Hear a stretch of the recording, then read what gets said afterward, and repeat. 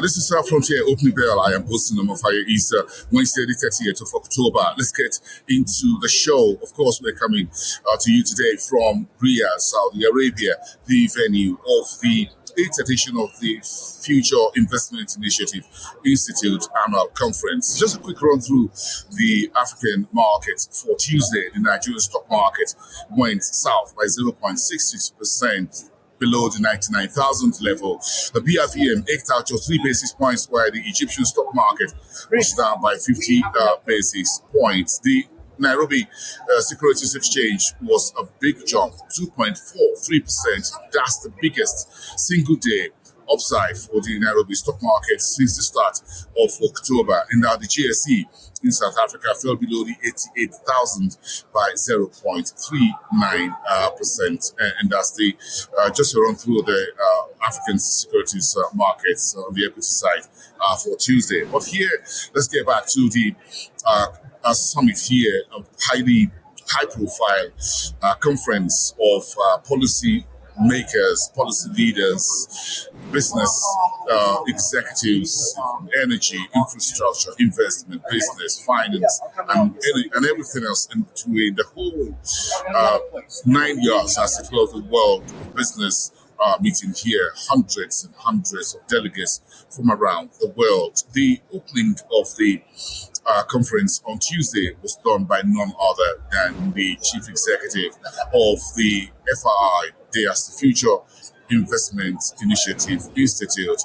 Let's take a quick listen to him, to his opening. Welcome to the delegates.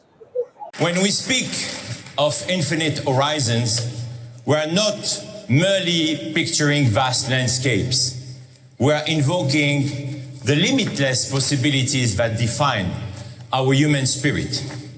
The horizon is not an end, it's an invitation to push the boundaries of what we believe is possible and to shape the future that reflects our highest ambitions. In this room, you are the architects of that future. As leaders of industry, nations, and innovation, we must ask ourselves, are we brave enough to truly embrace the enormity of this moment?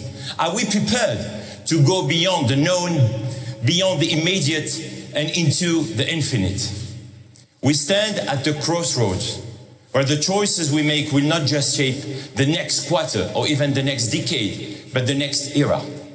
The future will belong to those who dare to dream beyond the horizon. Today we call on each of you to be the leaders who do not see the world as it is, but that it could be.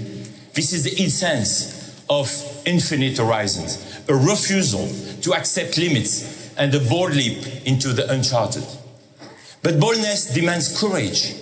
It requires us to move beyond our comfort zone and into the unknown, embracing the uncertainty that comes with the progress. We have the power right here in this room to redefine the narrative, to turn impossible into possible. So let us be the generation that not only talks about sustainable planet, equitable societies, and inclusive economies, but create them.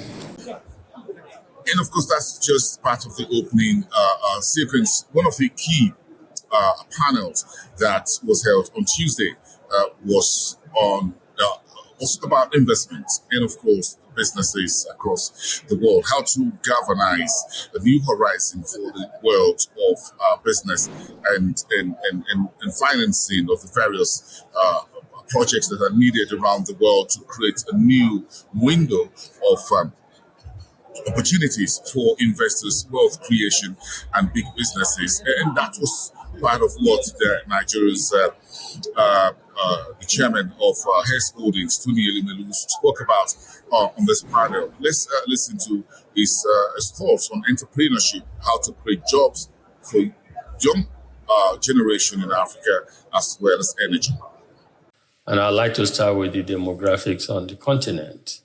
We have currently about 1.5 billion people, and it's projected to double in the next 20 years. So that would be 2.5 billion people. The median age in Africa is 19 years. 19. Median age in the most populous country in the world, India, is 28. And the median age in America and in China is 35. So you can see the picture, and it's projected that 1 in every 3 young citizens of the world will live in Africa in 2050. So what we see here is, as an investor, I see huge market and opportunities. As a philanthropist and a realist, I see a big challenge. Poverty is far outgrowing wealth creation on the continent. We've seen that leading to intolerance. We've seen political instability on the continent. And so when I look at all of this, what could become a huge market for the world and opportunity for investors can actually become a global disaster.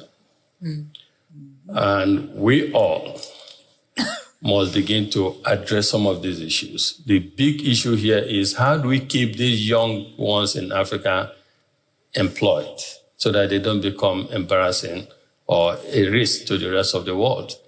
This morning, we're hearing about AI and the massive data required in AI, massive data and also massive electricity.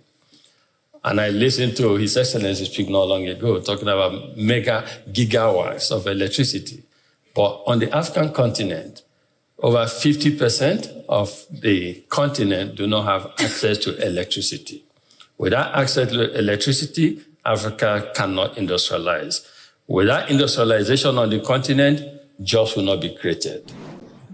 And if you sum it up back on the market streets in the Nigerian exchange on Tuesday, out of the summit here back in Nigeria, where the Nigerian exchange actually admitted two financial instruments from Norrenberger. They came to the market to list two financial products which the market received yesterday. The whole idea is to deepen the number of financial products that are available on the Nigerian marketplace. A very small ceremony, but of course we'll take a listen to the CEO of Norrenberger and of course the exchange and of course the closing bell of Tuesday trading on the NGX.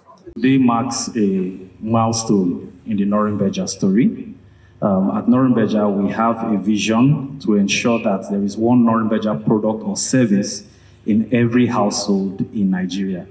That is the vision that drives our thinking. That is the vision that drives us to produce and innovate into the market every day to ensure that, to pick the words of my CEO, democratize investments in our markets today. And as a result of that vision, we have thought it important to ensure that we provide our products and make them available in a platform that is easy for people to access, that is transparent, that is efficient, and no other platform delivers that like the NGX today.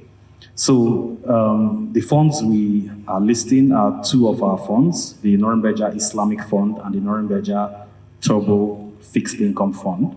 The features of this fund are similar to what you would find with many other mutual funds there.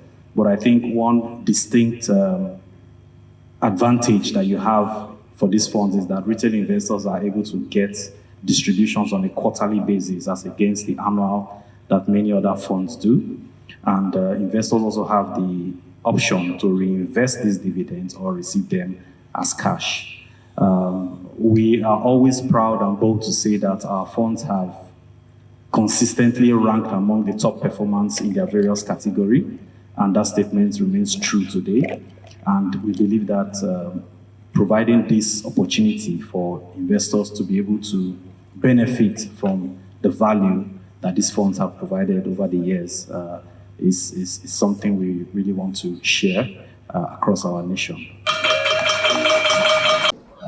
And that's your Frontier opening bell for this Wednesday, the 30th of October. I am Muslim Mufai. Do have a great day, everyone, and we'll see you back next time.